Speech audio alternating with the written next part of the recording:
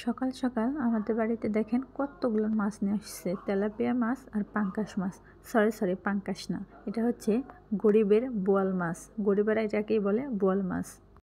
সকালবেলায় আকাশটা কেমন জানি মেঘলা হয়ে আসলো, তারপরে ঝমঝম করে বৃষ্টি নামছে। বৃষ্টিতে গাছপালার পাতা কেমন জানি একটা হয়ে গেছে। এই পাশে ছাদ থেকে পানি পড়তেছে। যে জায়গায় বসে আমি মাছ কাটবো সেই জায়গায় প্রচুর পানি পড়তেছে, ছাদের পানি। উপরে পেঁপে গাছের আশপাশ দিয়ে পানি পড়তেছে। পানি পাওয়াতে দেখেন মাছগুলো কেমন জিল করতেছে। এই যে দেখেন ছাদ থেকে কীরকমভাবে পানি পড়তেছে। ক্যামেরায়ও পানি পড়ে গেল। ক্যামেরার উপর দিকে ধরছিলাম তো তখন পানি পড়ছে। তো মাছগুলা কেটে নিলাম আমি আর আমার বড় ভাবি। তো বড় ভাবি এই খোকসা পাতা দিয়ে মাছটা ডলতেছিল।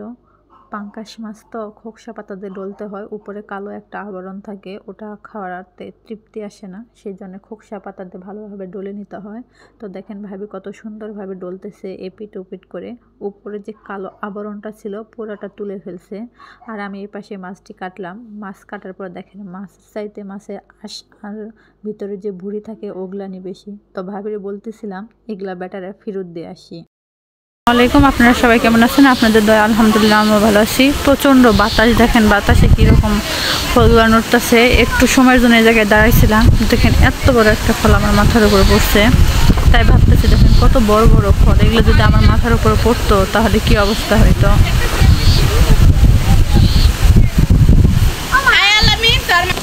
হাঁস খাদানোর জন্য এই জায়গায় আসছিলাম, দেখেন কি অবস্থা, কত বড় বড় গোটা।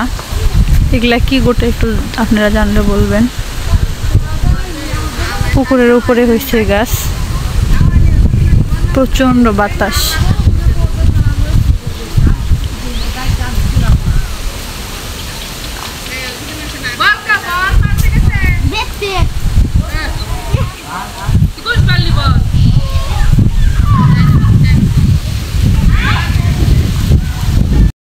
কি করো? না বাবা পানিতে যায় না। এই যে কি করলা?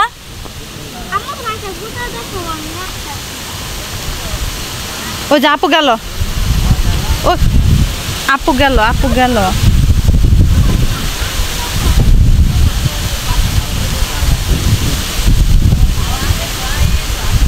ওই পাশ দিয়ে গেছো, এই পাশ দিয়ে যাইতে।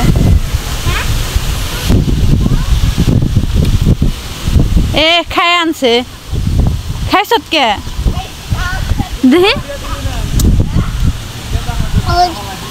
কি কি খাও দেখি কেমনে খায়। চুকা না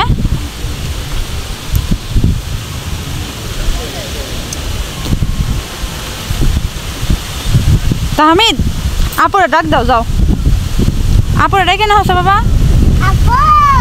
আসো ডাক দাও।